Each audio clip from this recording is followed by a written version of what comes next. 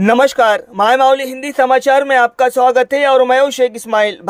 भारतीय महिला महासंगम NIFW के तत्वावधान में शनिवार को आदिलाबाद स्थित मैत्री भवन में अंतर्राष्ट्रीय महिला दिवस धूमधाम से मनाया गया। कांग्रेस नेता कंदी मोना रेड्डी ने कहा है कि महिला एक शक्ति है। उन्होंने सुझाव दिया है कि ऐसा कोई भी काम नहीं है जो महिलाएं नहीं कर सकती और लड़कियों को शिक्षित किया जाना चाहिए। NIW की राज्य नेता नीलिमा रेड्डी और अन्य उपस्थित रहे।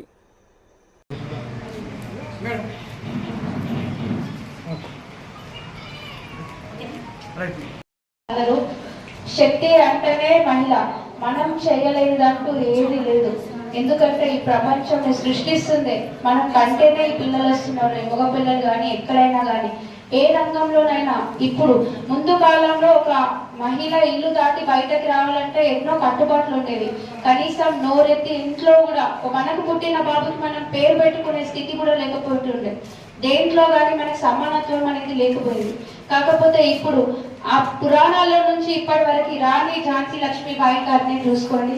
ఆవిడ తన భర్త చనిపోయిన తర్వాత ఒక రాజ్యాన్ని బ్రిటిషర్స్ నుంచి ఆమె కాపాడడానికి ఆమె ప్రయత్నించింది.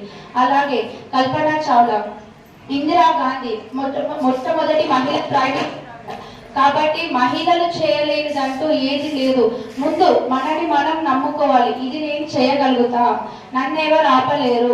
ఒకటి ఉంది, మనము ఒక స్త్రీ తలుచుకుందంటే మొత్తం ప్రపంచం అంతా ఒక్కటైనా కానీ మనని ఆపగలిగేది ఎవ్వరు లేదు. మన మనసులో మనం అనుకోవాలి, నేను ఇది చేయగలుగుతా, నేను ఇది చేస్తా.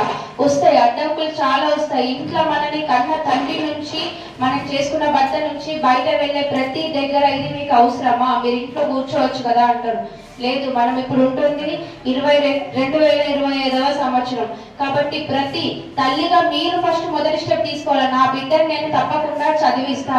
మంచి బట్టలు మనం ఇవ్వకపోయినా పర్వాలేదు, వాళ్ళకి మనం ఎక్కడైనా కానీ మంచి ప్రోగ్రామ్స్ అవన్నీ కాదు, ముందు చదివియండి. ఒక పూట అన్నం పెట్టకండి, 2 పూటలే అన్నం పెట్టండి, 3 పూటలు పెట్టకండి.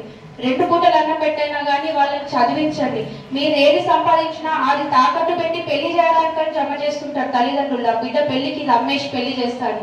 పెళ్లి కూర్చోకండి, చదివిపియండి. మీరు వాళ్ళ కాళ్ళపైన వాళ్ళు నిలబడ్డారంటే వాళ్ళకి ఆ ధైర్యం అనేది వేరే ఉంటుంది. అవునా, ఇప్పుడు డాక్టర్స్ ఉంటారు, ఇంజనీర్లు.